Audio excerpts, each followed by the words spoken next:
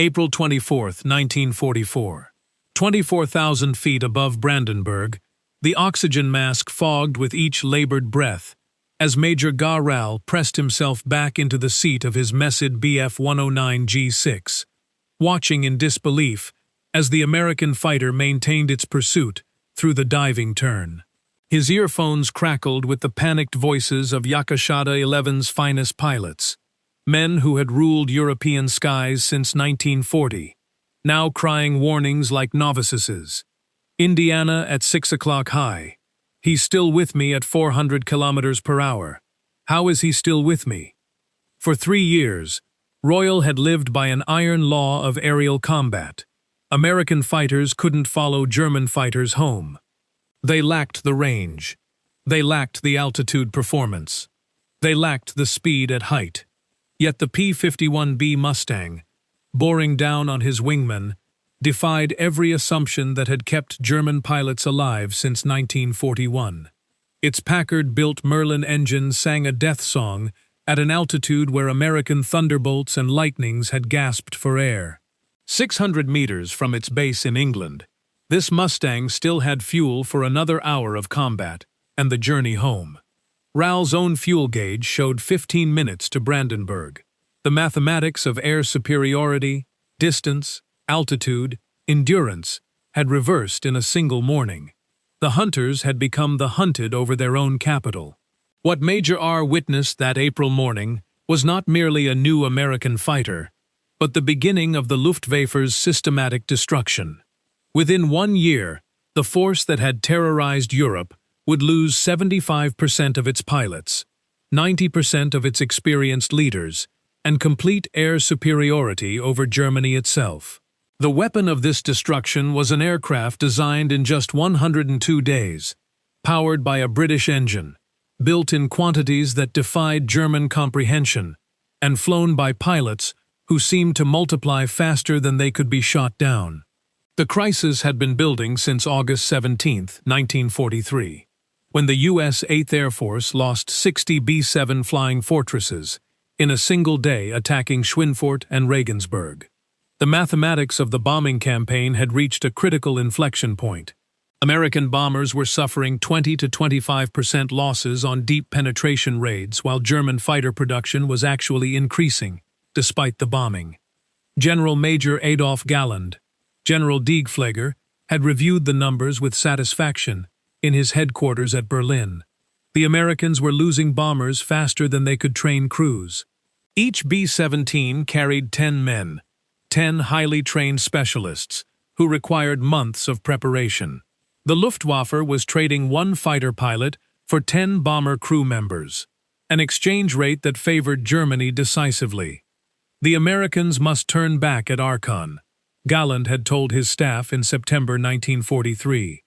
Their fighters lack the range to escort beyond the Rhine. We can therefore concentrate our forces, wait for the escorts to turn back, and then massacre the bombers at our leisure. The strategy was working. On October 14, 1943, Black Thursday, the 8th Air Force lost 60 bombers and 650 men in another raid on Schweinfurt. The American bombing campaign ground to a halt for 4 months. No major raids penetrated deep into Germany. The Luftwaffe had seemingly won the battle for air superiority through the simple expedient of geography. Unknown to the celebrating German pilots, an extraordinary convergence of engineering genius and industrial might was already reversing their victory.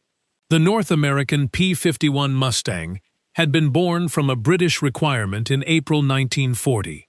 Designed in a mere 102 days, with the prototype flying just 149 days after contract signature, a development speed that would have been impossible in any other nation. Initially powered by the Allison V710 engine, the early Mustangs had proven disappointing above 15,000 feet, precisely where bomber escort was needed. But in April 1942, Rolls-Royce test pilot Ronald Harker had suggested fitting the Mustang with the Merlin engine. This marriage of American aerodynamics and British power would produce the war's most decisive fighter aircraft.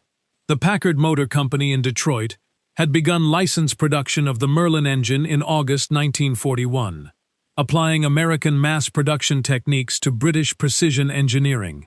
By late 1943, Packard was producing hundreds of Merlin engines monthly, each one delivering approximately 1,650 horsepower at altitude, where German pilots had felt safest.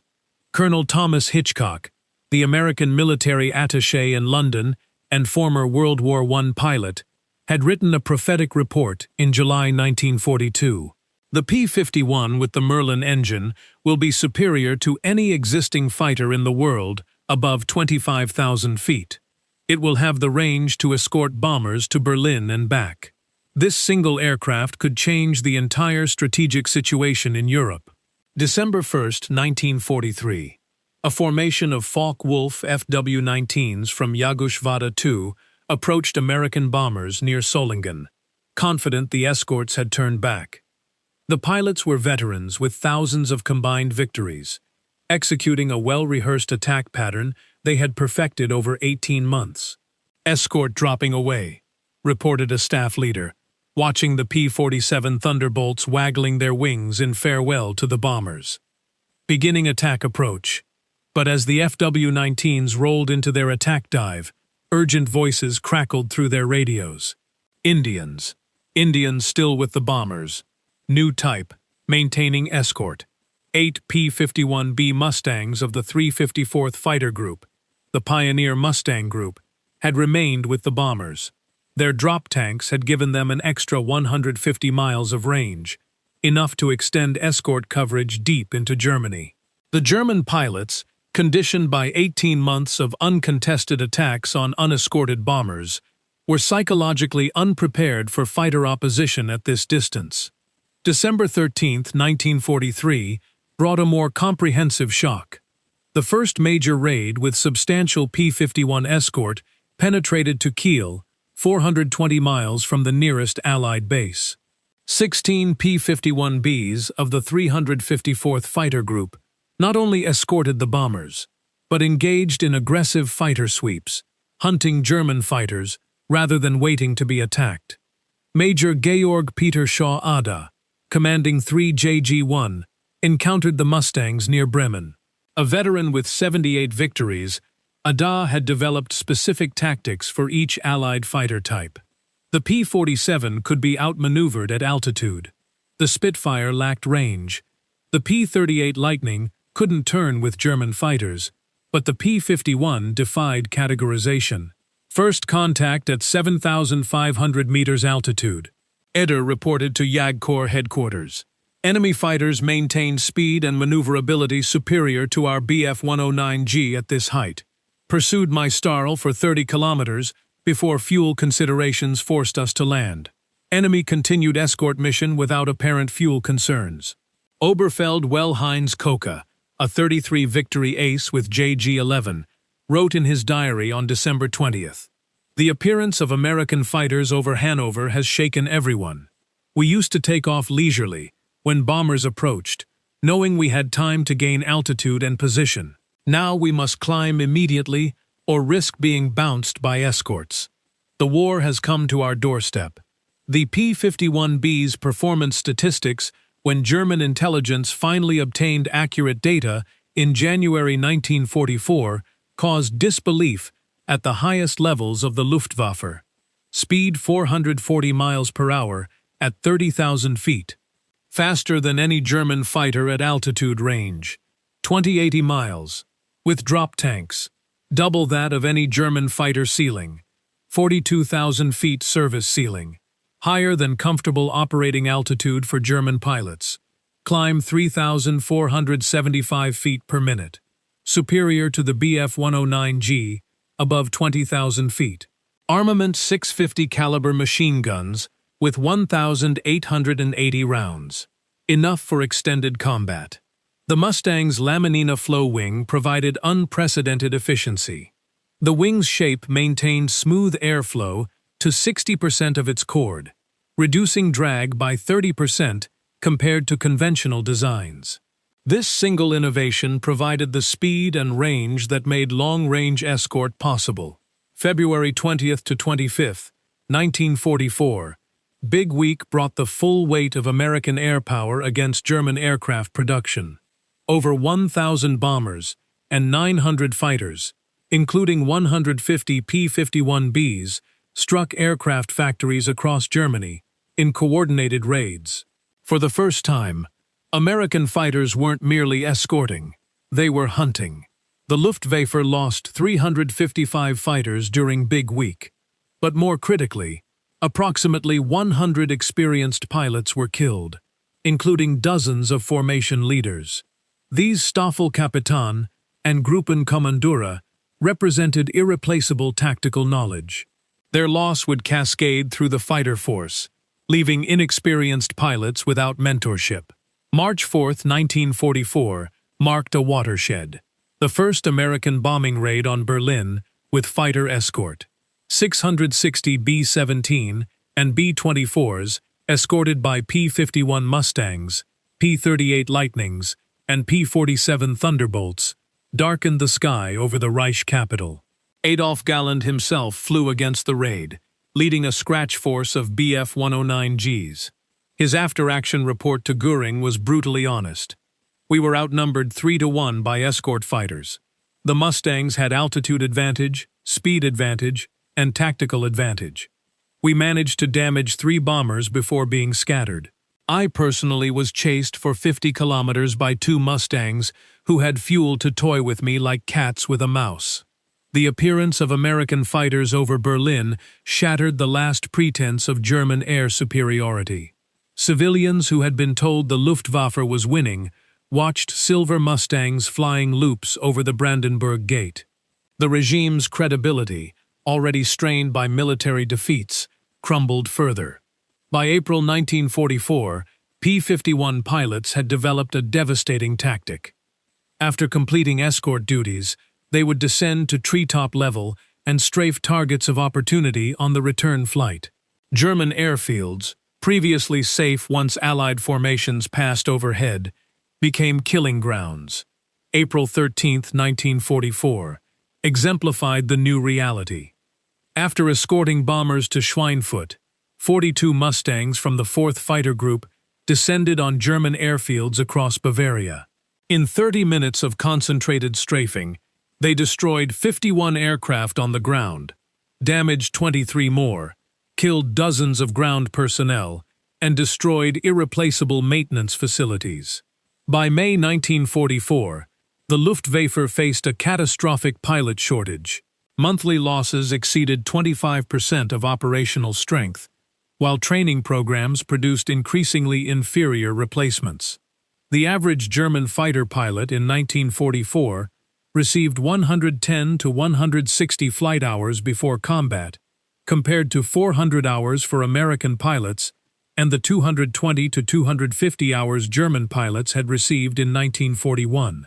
By early 1945, some German pilots entered combat with as little as 80 hours total flight time.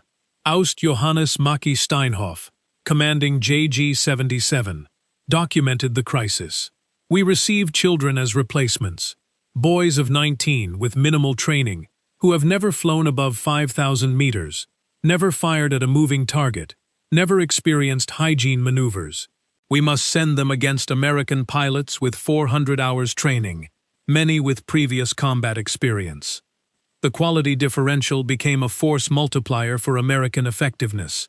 Captain Don Gentile, of the 4th Fighter Group, who would score 21 aerial victories, observed, "By spring 44, half the German pilots we encountered were easy kills. They'd fly predictable patterns, failed to use clouds for cover, and panic when bounced. The old hands were still dangerous. You could tell immediately by how they flew, but they were increasingly rare." The strategic bombing campaign against German oil facilities, intensified in May 1944, created an additional crisis that multiplied the P-51's advantages. German aviation fuel production plummeted from 180,000 tons in April to 20,000 tons by September. Training flights were curtailed, then eliminated. Combat operations were restricted to decisive engagements. Meanwhile, American pilots flew training missions over Germany itself. P-51 groups would conduct fighter sweeps, offensive patrols designed to find and destroy German aircraft. With unlimited fuel, American pilots could loiter over German airfields, waiting for defenders to take off, then attack them at their most vulnerable moment. The introduction of the Messerschmitt M262 jet fighter in summer 1944 briefly raised German hopes. With a top speed of 540 miles per hour, the M262 was 100 miles per hour faster than the P-51D. Hitler saw it as a wonder weapon that would reverse the air war's trajectory. But the P-51 pilots quickly developed tactics to counter the jets. They would loiter near Mi-262 airfields, attacking the jets during takeoff and landing when they were slow and vulnerable. The Mustang's superior range meant they could wait patiently for opportunities. The Mi-262's technological superiority was nullified by operational realities. The jets required high-grade fuel increasingly unavailable. Their engines needed replacement every 10 to 25 hours, impossible with disrupted supply chains. Most critically, they required experienced pilots for effective operation. But the Luftwaffe had few veterans remaining. Notable Mi-262 pilots like Franz Schall, credited with shooting down 10 P-51s, and Georg Peter Ada, who claimed 9 P-51s among his 12 jet victories, achieved individual successes, but these victories had no strategic impact. For every Mustang shot down, dozens more appeared. By autumn 1944, P-51s had shifted focus to Germany's transportation network. Operating in squadron strength units, they attacked locomotives, rail yards, bridges, and canal locks. The German economy, dependent on rail transport, began systematic collapse. On September 11, 1944, 36 P-51s from the 357th Fighter Group destroyed 81 locomotives in a single day. The 357th Fighter Group would eventually claim the highest number of air victories, 595.5, of any P-51 group in the 8th Air Force. Reichsminister Albert Speer wrote in his diary, "The American fighters have achieved what the heavy bombers couldn't: complete transportation paralysis. Coal cannot reach power plants. Parts cannot reach factories. Food cannot reach cities." Beyond statistics and strategy, the P-51's dominance inflicted profound psychological trauma on German pilots. Men who had entered service as elite warriors experienced complete demolition of their worldview. The Mustang pilots displayed a confidence that demoralized German opponents. They flew aggressive aerobatics over German cities, performed victory rolls over airfields they had just strafed, and dominated every engagement with overwhelming numbers and superior training. German pilots developed fatalistic humor about their situation. A joke circulated through fighter units. What does a German fighter pilot need for an Iron Cross? Answer: a P-51 escort to the cemetery. The gallows humor masked deep demoralization. April 7, 1945. Witnessed the Sonderkommando Ella operation, one of the Luftwaffe's final large-scale missions. Approximately 180 to 200 B-109s, piloted mostly by inexperienced volunteers, attempted to ram American bombers in a desperate suicide mission. The results were catastrophic. American fighters claimed approximately 130 to 140 German aircraft destroyed while losing minimal numbers themselves. The Luftwaffe effectively ceased to exist as a fighting force after April 1945. Though aircraft and pilots remained, the will to fight had evaporated. Unit commanders stopped ordering missions. The once proud force that had terrorized Europe was reduced to hiding its remaining aircraft. The final statistics of the P-51's impact tell the complete story. P-51 production and combat record. Total produced 15,586 aircraft. Enemy aircraft destroyed in aerial combat, 4,950 confirmed. Enemy aircraft destroyed on ground, 4,131 confirmed. P-51s lost to all causes 25-20. Kill ratio approximately 3.6 to 1 in aerial combat. German pilot losses Western Front 1944. Over 8,000 killed missing. 1945 January to May. Over 3,000 killed missing. Total fighter pilot force decimated. Luftwaffe strength decline. January 1944. Approximately 1,600 operational fighters. June 1944. 1,480 operational fighters. January 1945. 1,000 operational fighters. April 1945. 325 operational fighters. Training hours. Comparison. American pilots 1944 to 45. 400 plus hours before combat. German pilots early 1944, 160 to 220 hours. German pilots late 1944, 160 to 220 hours. German pilots 1945, some as low as 80 hours. Military historians universally acknowledge the P-51's decisive role in achieving Allied air superiority. The United States Strategic Bombing Survey concluded the P-51 fighter, more than any other single weapon, won air superiority over Europe. The P-51 made possible three critical achievements: the continuation of the daylight strategic bombing campaign, the achievement of air superiority before D-Day, the systematic destruction of German transportation and oil infrastructure. North American aviation's production miracle deserves recognition. The company produced one completed Mustang approximately every 90 minutes at peak production. The Englewood and Dallas plants together employed tens of thousands of workers, with women comprising 40% of the workforce. This production achievement contrasted starkly with German manufacturing. While exact German production figures remain disputed due to incomplete records, it's clear that American fighter production far exceeded German capacity. The United States produced more P-51s alone than Germany produced of all single-engine fighter types combined in 1944 to 45. The American pilot training system proved as decisive as the aircraft itself. By 1944, the United States Army Air Forces operated one of history's largest educational programs. Each pilot progressed through primary training 65 hours, basic training 75 hours, advanced training 100 hours, operational training 160-plus hours. This systematic approach produced pilots who arrived at combat units with 400-plus hours of flight time, including extensive gunnery practice, formation flying, and combat tactics.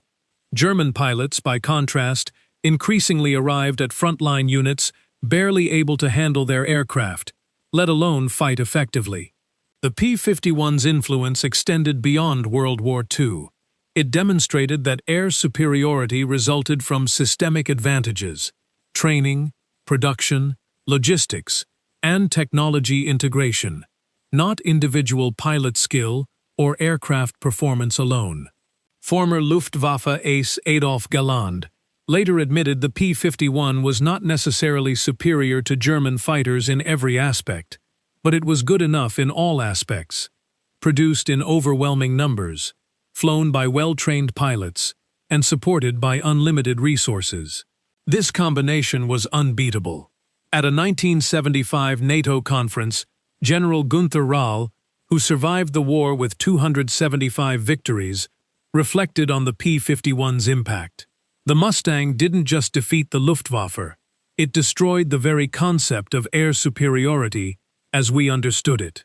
We thought in terms of individual combat, pilot skill, tactical victories. The Americans thought in terms of systems, production, and strategic dominance. They were fighting a different war, and they won. The transformation was complete.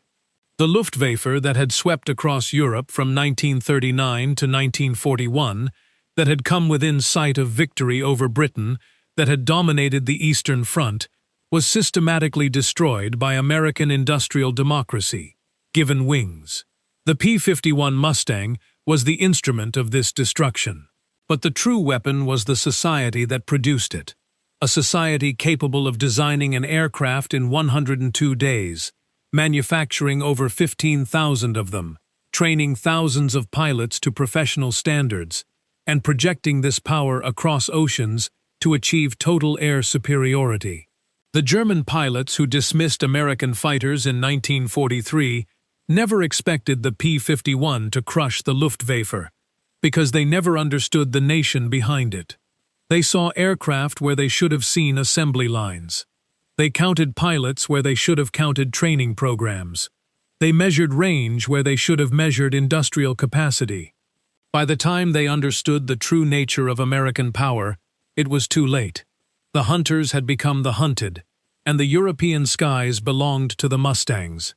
The Luftwaffe's destruction was not just a military defeat, but a demonstration that free societies, fully mobilized, could generate power beyond the comprehension of totalitarian systems.